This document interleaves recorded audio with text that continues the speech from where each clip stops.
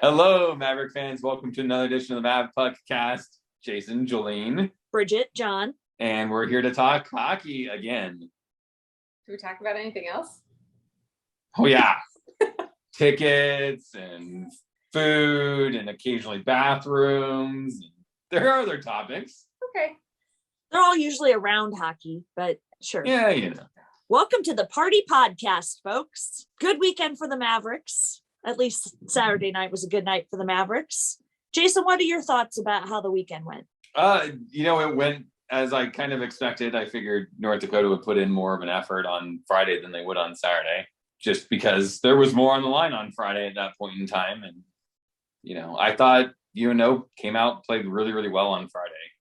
I think good enough to win, but as usual, just, North Dakota hangs around and overtime just kind of killed us, but that's what it is. They got a point out of it, and we kind of already knew where we were going to be. John and I talked last week about it, so for us it was more of a getting your wheels ready for next weekend. Yeah, I mean, I had picked that they would sweep last week because I wanted them to sweep, and it was they were so close. That comeback in the third period, I don't know about you guys, but that would have been such a great ending in overtime to have won the thing. And we had a great look at the net, and I can't remember who was skating in with the puck into our offensive zone. And he dumped it off to one of the other guys. And it's like, just shoot the puck, just put it on net. And it didn't end up working out. So North Dakota scored. It was an interesting game. It's always an interesting vibe when the North Dakota fans come to Baxter Arena. I've had all kinds of thoughts the last 48 hours on how we minimize the number of visiting fans at Baxter Arena. It's a combination of selling more season tickets and banning certain zip codes from buying tickets on Ticketmaster if the system allows it. I mean, I know we want to make money on ticket sales and we want to sell lots of beer. And I don't know if you guys know this, but the outdoor game back in, I guess that was 2013. I think that was the 2012-2013 season. Like the baseball stadium, TD Ameritrade Park, where they had the outdoor game against North Dakota, like they sold out of beer at the ballpark because of the North Dakota fans. This is something we heard. So I'm sure that they like the economic impact of that, but it's always tough. It's always tough to have to deal with a very enthusiastic fan base in there. So I was hoping we would get a strong start on Friday, but we did not. We looked like we were on our heels a little bit. What a great comeback, though, for them to come back and tie it into the third period. They didn't give up. There was no quit in them. To take it to overtime was unexpected, but a good outcome because I think it set them up for a little bit more success on Saturday night. For sure. And Saturday night was their first final home game win in Baxter. So that's the first time that we've seen them win their last game. And somebody else pointed out that it was the first time that they've won their last home game since the 2010-2011 season. It's crazy. I knew we hadn't seen one at Baxter, and I just didn't realize how far back it went. So you could tell that the players were so excited about that win, though. Yeah, that's really crazy statistically when you think about that. It seems bizarre because we've had good seasons, good teams. We made a couple of 3 NCAA tournaments in there. So I guess nice to finish strong against a top team in college hockey. And we usually finish the season with them anyway. It alternates between Grand Forks and Omaha. I will tell you, the one thing I did want to bring up is I don't know if I like the standard operating procedure in the conference of if you win the Penrose Cup, which is winning the regular season championship, that you get to take the Penrose Cup, skate it around the ice, celebrate with it, pose with it. I almost think if you're on an opposing rink, you should have to, do that quietly in the locker room amongst yourselves, right? Right. I mean, someday maybe when we're in a position to do that up at Grand Forks, maybe I'll be like, oh yeah, let's skate that sucker around. But it just bugged me. I'm sure I'm a sore loser, but it just kind of bugged me. It's a TV play. They need the exposure. The league needs the recognition. And so the fact that everything's on NCHC TV and, you're trying to get it more, we've talked about getting on like ESPN and CBS Sports and stuff, and you're trying to get more exposure to those national broadcast stuff. They need those kinds of things to make a pomp and circumstance around that cup and that achievement. So I think as a fan, it sucks because you just don't like to see the visiting team celebrate anything really. But as a hockey fan, I'm like, yeah, you can't just like quietly hand it to them, in a back room and storage closet or something like that. Like, we should do that. Storage closet, on the bus on their way back to the hotel or the airport, wherever. I'm fine with that. Yeah, just leave it sitting on the first step of the bus so that they trip over it on the way in. Yeah, exactly. Just put it by the restroom in the back of the bus. I'm down with that. That'd be great. Perfect idea, Jason. We got that figured out. So looking at the games, anything else you guys want to point out? Any other thoughts on these two games? Great to get a split, as Jolene pointed out. Great to win our final regular season game at Baxter Arena, a first for this facility. Thoughts about the team, thoughts about the coaching, thoughts about anything else? Well, so it was senior night last night, and we had 9 seniors or grad students. One, I think it's great that they had such a good night. I mean, Primo with 2 goals, but also next year's going to be tough with losing all of them. Yeah, it's going to be tough losing those players we know are not coming back, and potentially other players that we don't know about who might not come back. Going to be a lot of new players. I was just going through the list of incoming recruits for the next couple of seasons. Jason and I will probably talk about that on a future podcast here in the next month or so, but it's going to be a lot of fresh faces and a lot of really long last names. So I'm going to be curious to see how those fit on jerseys when those players, I'm just waiting for the 2-line name jerseys. So it'd be kind of fun. It's gonna make our signs hard too. We're gonna lose 6 signs this year. So the girls and I are gonna have to spend the summer coming up with new signs. But yeah, get some right smaller, I guess. Yeah, well, and the part that interests me the most moving into next season is what do we do in the transfer portal? Because I look at the recruits and going like, I don't think that we can expect to have a successful season relying so heavily on first year players. I think fully expect that the Gabnet and the coaching staff and admin are going to be out looking at some of these kids that are, willing to leave the school that they're at and say that's probably the way to maintain competitiveness in this league, because we don't have, and we've talked about this before, we don't have the recruiting acronym that Denver and Dakota and them all do. So I just think we're going to have to broaden beyond, the guys that we know are coming as recruits and commitments. Well, and looking at the 9 players that are leaving, 3 of those, Tyconic, McManus, and Conley, all came to us as transfers and made a significant impact. So I think that that's a wise thing to look ahead to, is how we can supplement what we've got. Yep, it's definitely going to be fascinating. So we've got to do our players of the week. This time we got 4 players of the week. So we should have invited we should have had 2 more feeds going of 4 more people. So we just have 8 players. We just pick most of the roster here for the weekend. So, or 9, we could just make it easy and everyone picks one of the seniors and we're done. Yeah, that he didn't play. We're gonna let Jolene go first. She gets the entire pick of the roster for player of the weekend against North Dakota. I am going to go with Chase Primo, because he had, such a great night on Saturday night, impact player. He was out, a little bit before. So to come back and have such a big game at the end, that's who I'm going to go with. I was really pulling for him to get the hat trick. I'm sure that they probably said the word hat trick on the radio because it's been pissing me off all season that he jinxed that. And that's why, but I'm sure. Man, I wanted to get that last one. I was so waiting. I'm like, I know this game means nothing to you, North Dakota, but pull your goalie.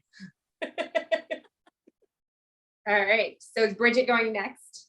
I will go next. And knowing that there were 4 of us, I went with a little bit more of an obscure pick, but somebody who I think has had an impact, not just on this weekend, but also the last couple weekends, and that's Austin Roden. And boy, he has really come into his own. Seville has a big shadow and big shoes, and Roden came in capably on Friday night.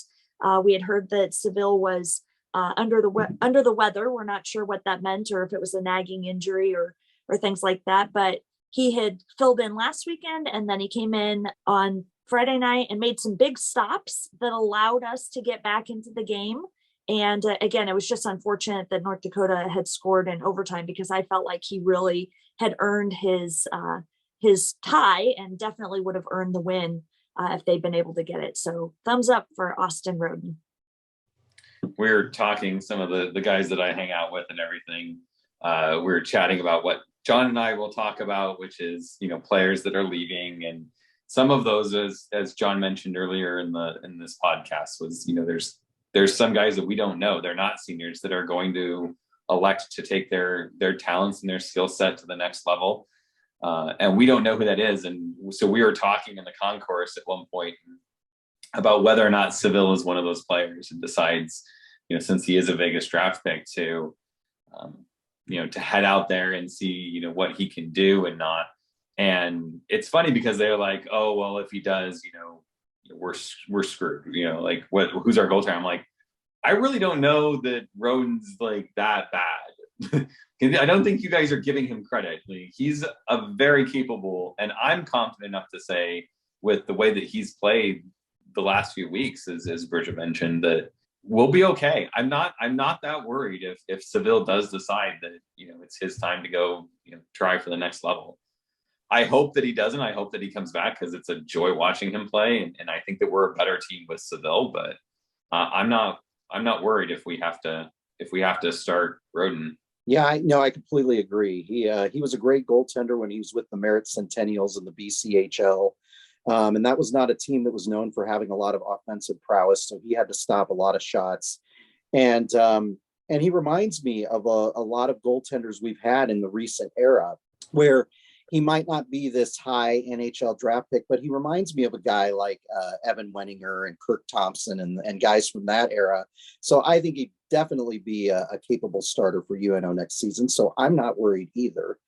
We do have a goalie recruit coming in, which we will talk about in the future. But I'm glad we have Roden on the roster, and I'm glad he's gotten a chance to get into the lineup. And so, Jason, you did not pick your player of the week there. Is Seville his player of the week? Is Seville your player of the week?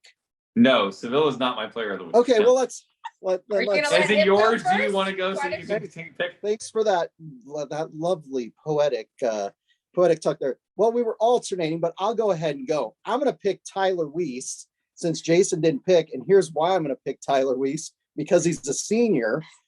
We've talked about him for an inordinate amount of time on this podcast over the last 4 seasons, because we don't have many opportunities left to pick Tyler Weiss as the player of the week.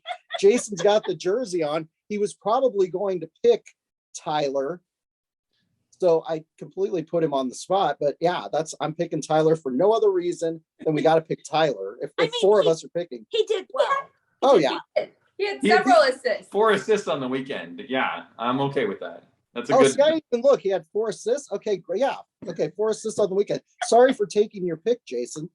No, sorry. See, I've learned, we've done this long enough, John, that I've learned that I cannot just have one guy going in, because anytime I've tried to do that, being like, this is my pick, you always take it. So I'm like, I always have to have a backup plan. The challenge that I have is there's so many guys that you want to call out, right? Like I thought that the Sullivan's line, Glenn, Randall, that's the depth that we talked about last week in scoring that we were kind of lacking some, early on this year in January and February a little bit. They were there for us. Like, that was huge. I will say that I think my pick's going to be Captain Conley. I think he showed a lot of emotion. He's always been just a great guy. I say in the locker room, but for us, it's, in the in the lobby of Baxter afterwards when we win and stuff. And you can tell from talking to the players and stuff that they really respect his leadership qualities. It was good to see him get a win against Denver. It's been good to see him, finally get past North Dakota and stuff. And he's just that rock for us. Like, he's just every week in and out, you're getting his best effort. And I love to see that. It's going to be a shame not seeing that anymore. Yep. Great pick. Good. We got some seniors in there. Kevin Conley has definitely been a dependable player over the last few seasons here, and we're definitely going to miss him next season. Great series, great picks, guys. So turning to our first shootout segment, Bridget, would you like to mention what our first shootout segment topic is? Yes, we kind of alluded to this earlier about the North Dakota fan environment. And there was an incident that happened very close to our section, just on the other aisle of our section, our shared section, on Friday night, that has brought a lot of attention to the North Dakota fan culture, and in particular, the negative attributes of having North Dakota fans in your arena. So on Friday night, between the first and second period, right at the beginning of the intermission, there was an incident that occurred between 3 North Dakota fans that were sitting in our actual row at the other end towards section 217, and a fan that was a few rows down. And the details were kind of sketchy to begin with, but we talked to a couple of fans after Friday night's game and got their eyewitness account. And there had been some verbal sparring between the two groups, primarily over the North Dakota fans apparently called Omaha irrelevant. And so the Omaha fan then said that the Sioux logo was racist. And that led one of the North Dakota fans to run down 3 or 4 rows and push the not elderly, but silver-haired gentleman. He appears to be perhaps in his 50s or so, maybe early 60s, pushed him over a railing, across 2 rows of seats, which were occupied by fans, and over another railing where he landed on the concrete walkway below. And as a fan, I'm horrified that you would have any situation where a battle of words, which sometimes has happened, would escalate into fans laying hands on other fans. I just cannot fathom how that would be possible, but it did happen. The 3 North Dakota fans were detained. One of them was arrested, and we found that he has been charged with felony assault because first-degree assault is a felony in Nebraska. So we'll probably learn more about that in upcoming weeks. But what do you guys think about we definitely had a lot of North Dakota fans in the arena this weekend. What did you think about how that incident unfolded? Because you guys had a prime view of it as Right. Well, so yeah, they were sitting in your row, which was just in front of us to our left. And I told Jason when we sat down, I mean, they were taunting the Omaha fans around them for no reason before even the pregame started. I mean, the teams hadn't come out on the ice and they were just running their mouths with beers in both hands. And I said, they won't make it the whole game. Like, they're going to get kicked out. It's just a matter of time. But there were some other fans around us that didn't say anything. And, we've been around North Dakota fans and, a lot of times they're very respectful, but, in this case, they were not. It's the weekend that always makes me want to come sit in my seat and not leave, like, especially with kids. I love that Omaha hockey is an environment that is family friendly, but the North Dakota weekend is usually the one where it sometimes is not family friendly, and you just don't want kids to see that kind of stuff. It's the one series of the year where I wonder how many fans are going to get arrested. And I don't wonder that in any other NCHC series. And the feedback on Twitter, you have a lot of North Dakota fans who eventually got blocked by me, who were attempting to say, that's a rare incident, or, not all fans are like that. I understand that. But if you ask any other fans in the league, hey, if you have a series against somebody, and arrests are a likely outcome, who do you think those fans would be? It's overwhelmingly the North Dakota fans. And I just think that it's a problem for their institution. And like I said, the Sioux logo seemed to be the spark for that confrontation. And the fact that we're still having those situations, 10 years now down the road from their change to the Fighting Hawks, suggests that something needs to be done either by their institution or by the league, because that was an unacceptable outcome of, what was just started out as, drunk fans being ridiculous. I am always one to say that, a single instance doesn't typically represent a group as a whole, right? Like statistical analysis and stuff. I'm a data geek, so this all kind of just pings to me.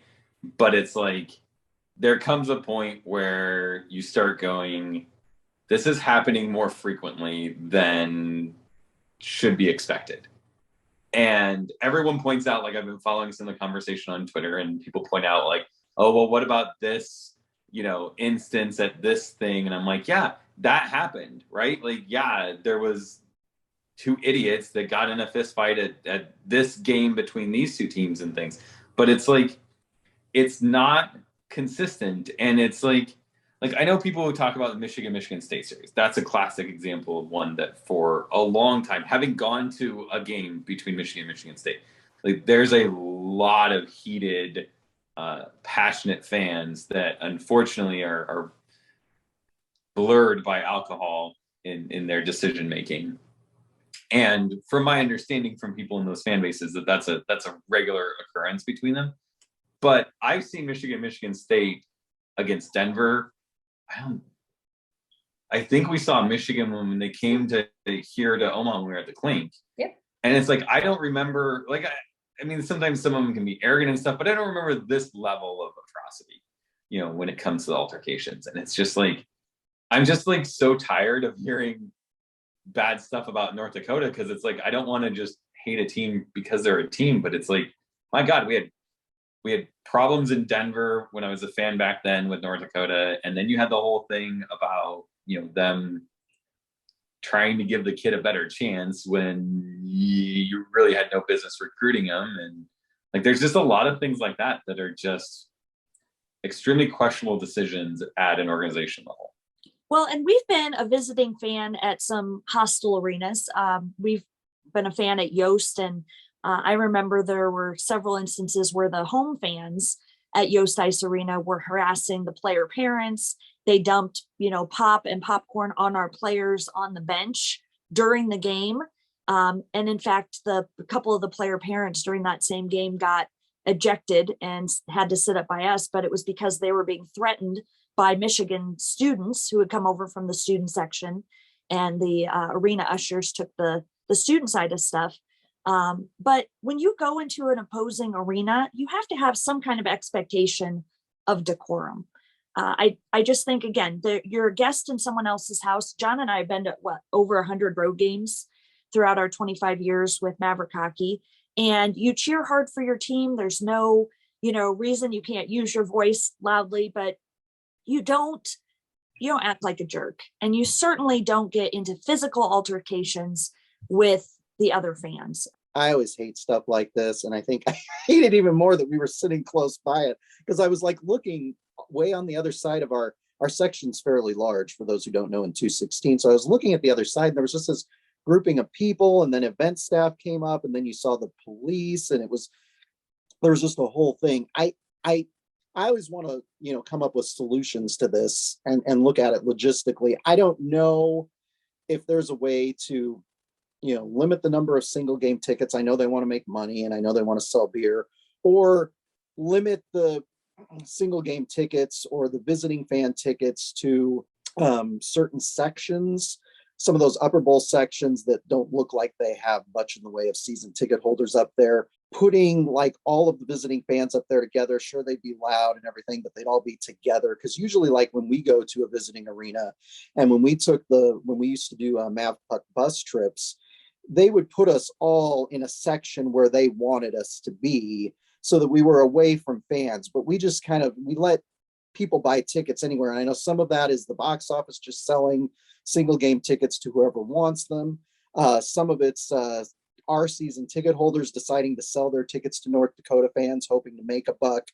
I just wish that there was something we could do it, because we took a bus trip to Ralph Engelstad Arena back in 2011. And number one, it was hard to get tickets. But number two, they put us in a particular section and they had extra staff watching our bus trip crowd just in case there were issues. There weren't any issues, but I think sometimes as the arena, you have to be a little bit proactive about that in order to avoid some issues, because, you know, people are going to drink before they come into the arena, and then they're going to drink at the arena, and you can't control how much alcohol is flowing through their bloodstream. So that usually is kind of the precipitating factor that causes some of this stuff to happen. So I hate these instances. I mean, people are still talking about it on Twitter, and I'm like, I've kind of moved on, but I hate to see, you know, fans behaving badly, whether it's our fans or another team's fans. I don't like it. There's a lot of things that you can do. Like, I don't think you're ever going to implement a solution that's going to completely prevent this. I think it's a common one. There's a lot of arenas that do, you know, single game seats are only sold for these sections. And that's usually like season wide. Like they don't do it. I know some arenas, they don't sell season tickets at all in certain sections. It's limited to just single use seats only in those sections. And that kind of helps, you know, negate some of this, because the fans that are real fans or something, they know you don't want to sit there if you're coming to watch Omaha at Omaha, unless you're, you know, part of the visiting team or something. And I think that can help. I think there's some stuff that I've seen in Colorado that seems to have made a difference that I think Omaha should implement. I think one, there's rules at every sporting event at pretty much every level, as far as I'm aware of, because I know people who have been denied entry to Coors Field for baseball games. And I know people who have been denied entry to DU games. If a ticket taker decides that you are too intoxicated to enter the arena, you don't enter the arena. And if you throw a fit and you fight it, the police are right there and they will remove you. And there is no, like, it says in the terms of use and privacy policies when you buy the ticket that you're at that discretion of them. If you seem like you're intoxicated and they decide not to let you in, you have no recourse. So, you know, police yourself, basically. And then the extension of that is give the people selling concessions more latitude to say, you're clearly intoxicated. I'm not going to sell you any more alcohol. I'm just not. Like, I know we got the 2 beer rule, but I saw North Dakota fans carrying 4. So and being the guy who works around rules, like, I know how to get around that fairly easily. So it's not that difficult to, you know, overbuy alcohol sales and things like that. I really think that you need to say, look, you're here. If they look like they're intoxicated, just tell them, no, we will not sell you alcohol. And you'll be backed up 100%. And that's your decision. And let them decide, because I really feel like this altercation is more of fans just being stupid and not controlling their alcohol intake, as, you know, more so than a systemic issue or anything like that. Like, I really want to believe that it was just a stupid decision that unfortunately is going to cause a lot of problems. And you knew it moving in, because you might see, like, every once in a while, I'll see a police officer at the top of the stairs when we come in. But a lot of times, like, I don't even notice them, and that's the only time I might see them. I know just from there to our seats, I saw 5 on Friday night. Like, yeah, fully dressed, handguns out. Like, the fact that you felt like you needed to have them there says a lot, I think. Yeah, it definitely does. It's definitely an interesting environment for those 2 games. And I know that other NCHC teams, you know, St. Cloud State, Denver, et cetera, have had to deal with that. And then some of their former WCHA foes, like Minnesota State Mankato and Minnesota, we're talking about that too. So it's definitely become an interesting topic on social media. And I think it brings into question the whole kind of vibe of toxic fandom. It was something 30 years ago. I think people overlooked a little bit more, but as the years progress, I think it's something that really needs to be addressed at an institutional level. Looking at it from just kind of like a PR and promotional point of view, starting to try to lay the groundwork to try and reduce some of that happening. As something that I think we're going to touch on, there were a lot of youth teams at this game. You know, the Maverick Stampede from the Omaha Hockey Club was taking place. A lot of games taking place in Baxter. I know, as you know, our daughter's playing in that tournament in previous years. You know, the tournament staff works with the teams and, you know, Omaha Hockey and the Lancers to get group tickets. So there were a lot of kids in that arena who may come from communities where they don't have a team to go watch, and for them to come and, you know, see that kind of behavior, you know, as a parent, I'm like, I don't want my kids to experience that. And, you know, if you have, you know, just casual fans that haven't come to a game before, you know, they may not come back because they don't know that that's not like that every weekend.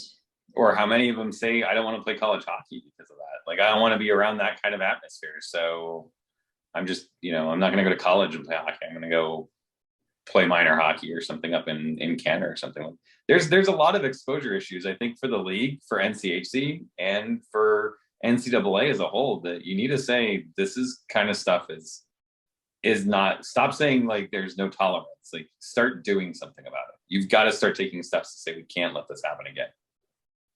Well, and Jolene brought up a good point about, you know, the kids witnessing that. I talked to a couple of people who saw the gentleman who had a very serious head wound and was bleeding profusely, and they said it was very disturbing for them to witness that. So I hope that not a lot of children did see that, because I could see that that would be traumatic for them. We did get an update from the gentleman's wife through Twitter, and she messaged us to let us know. Well, she posted it, and then I talked to her through DM to say that it took 3 hours for the medical staff at the hospital to close the wound, and he was still in the hospital as of yesterday.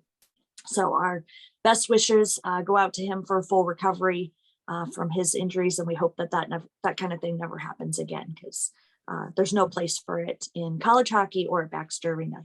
Turning to our second shootout segment, Jolene brought up the number of youth teams that were in the arena over the weekend, and that brings up a favorite Bridget rant, and I know Jolene's going to join me on this one as we talk about parking at Baxter Arena once again. Now, I know this was the final home series of the season, but we really have to get a little bit better coordination from the parking folks. I know it's either campus police or sometimes Omaha police that help with that, but when you encourage your season ticket holders to park in a lot and then close off access to that lot, despite the fact that there's open spots in that, you're creating a lot more problems than you need to. And we know it was a busy weekend. There were games on the Holland Ice. There was a baseball game going on at Maverick Park, which of course is just due west of Baxter Arena. But this is the kind of thing, they knew those things were happening ahead of time. And Jolene, do you want to talk about, you had a similar experience parking on Saturday night that we did? Yeah, I mean, we drove in our normal way to go in, and we always kind of come across next to the baseball stadiums. You can kind of look and see, oh, are there going to be spots in that lot? Because, you know, if they're not, then you got to go all the way around. And so if we look like there aren't, we always cut under and come back around the other way. But, you know, we could clearly see several open spots. And as we came up to it, it was all blocked off, so we couldn't turn in. And, you know, the traffic attendant there was like, you know, nope, it's full. We're like, but it's not full. Like, you can see the spots. He's like, it's full, go on. So, you know, it was cold, and, you know, so luckily my dad had driven my youngest and I, and so he just dropped us off, and then I don't actually know where they ended up parking, but, you know, it's just that, like, I'm frustrated. It frustrates me when I can clearly see that there are plenty of spots and you're like, nope, we're just not going to do it. So well, I think you guys had got some more information on it though. Well, yeah. And I will tell you, the same parking attendant, when Bridget's like, there are spots there, are you going to open it up? He's like, no, we're not going to open it up. There's too much foot traffic. And I'm like, well, it's a parking lot. Of course there's foot traffic. I mean, and so then we were behind a truck from a guy who had wanted to pull in there, who had Iowa plates. And so we had to pull around to where the club side was because we were trying to get around the arena.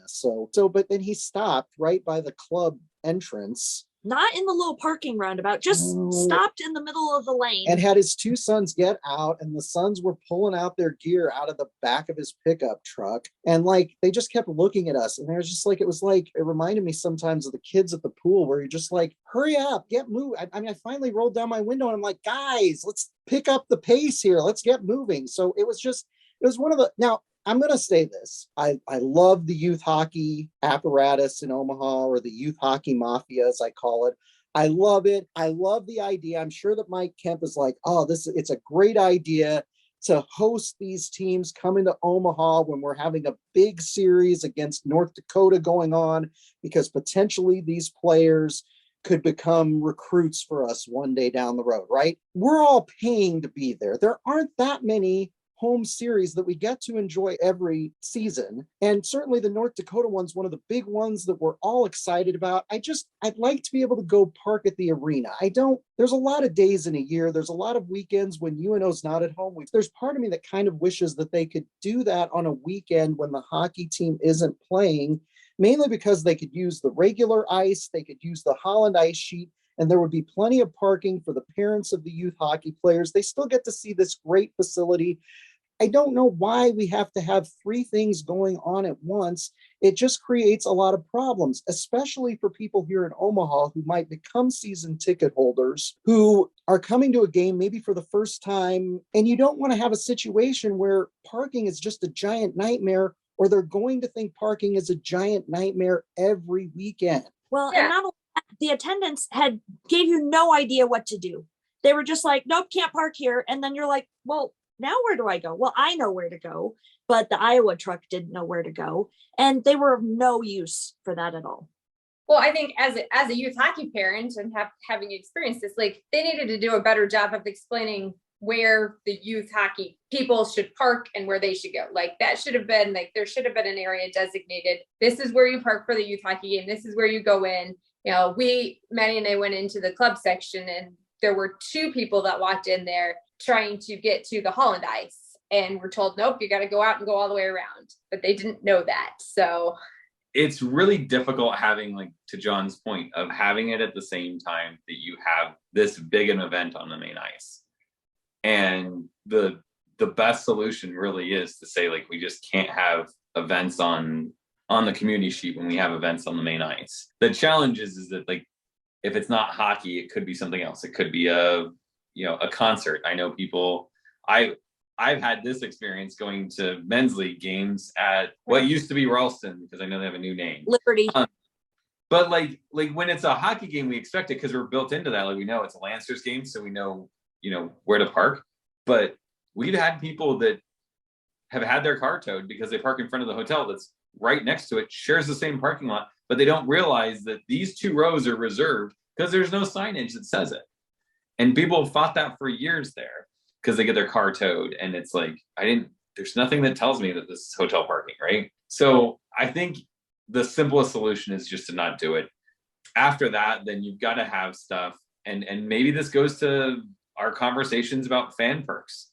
A season ticket perk is, say, like, for the longest time, we've recommended that season ticket holders park in that lot. Now that's where season ticket holders park. It's part of your season ticket holder pass. If we have to charge you a little bit more, at least you're going to be able to park in that lot.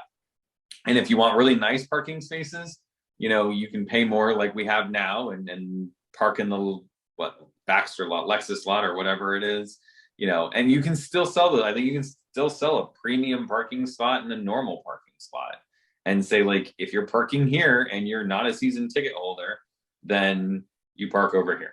And I know plenty, like DU does that. If you buy season tickets, you can park in certain places.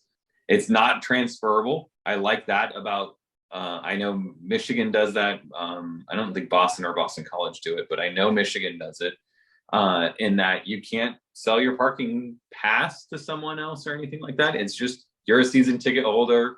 Here's your license plates. Here's a little sticker that goes on your car. And that's what gets you into that lot. It encourages me as a season ticket holder to go to the games because when I take advantage of what I just bought, right? But it's also something that you don't have to worry about other fans being in there and maybe solve some of our North Dakota problems at the same time. I love how Jason turned my parking rant into a perks of being a season ticket holder thing. Way to go, Jason. All right. On a lighter note, our third shootout segment has to do with our beloved Mavboni, which got national recognition this weekend. It first appeared on the Hockey Night in Canada Twitter feed, and then it was picked up by the Spittin' Chicklets Twitter feed, both of which have over 400,000 and 500,000 and 400,000 followers respectively. But it sounds like, Jason, that it even got more recognition. Yeah, it was in the ESPN app on the news feed. It was one of the stories inside of the news feed on the ESPN app. And it was on SportsCenter last night. It was on SportsCenter last night too. So I think that is awesome. You know, the amazing thing is that thing has been around for more than 20 years now. And it's great that Greg, our great friend and fan, is getting recognition for that amazing little machine that he built out of a motorized bar stool platform and customized. And he has been faithfully picking up the fish. I think he's only missed probably a dozen or fewer appearances that I know of over the past 20 years. And Jolene, one of the best podcasts that we had was our ill-fated attempt to get you to drive it this season. And it was taken over by a different Mavboni driver that got us a lot of podcast views, but I think it would have been fun for you to get to see how that thing worked. Yeah, I mean, it was fun to drive on my little test run. So I'm still open to do it again. Yeah, and I would say a lot of younger fans aren't familiar with how the fish toss started and the Mavboni pickup started. And so we'll have to see if we can get Greg and John Martin, who throws the fish, get them on a podcast at some point to talk about that and explain that for people. And some just assume that the university always did it going back to the beginning of the program, but they didn't. So it's one of those really unique traditions. Okay, so now that we're talking about good things, let's talk about this upcoming weekend series. It's the playoffs, and we're taking on Western Michigan in Kalamazoo. Kalamazoo. It's fun to say. Fun to go too. It's a fun place to play. And they kind of refer to it as K-Zoo. When you're there are a bunch of billboards that are the giant letter K with zoo. So it's definitely an interesting place to go. Our niece Hannah was a collegiate gymnast at Western Michigan.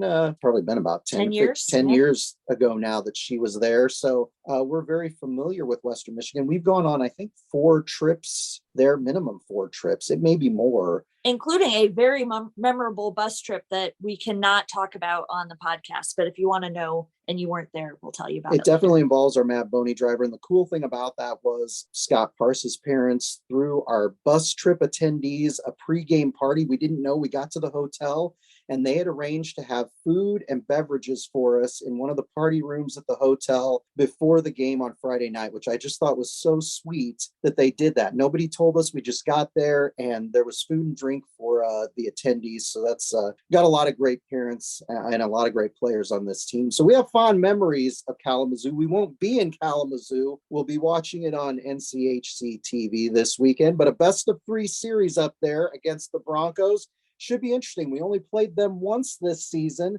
Back in the first half of the season, it was a split. We had a Saturday night win where we won 1-0, which was a really close, low scoring game, which is not the type of game that UNO typically likes to play. So what do you guys think about this series? Well, if you would have asked me 8 weeks ago, 10 weeks ago, I would have not wanted to go to Western Michigan. They were on such a hot streak. I think they were number 1 in the country for a little bit this season.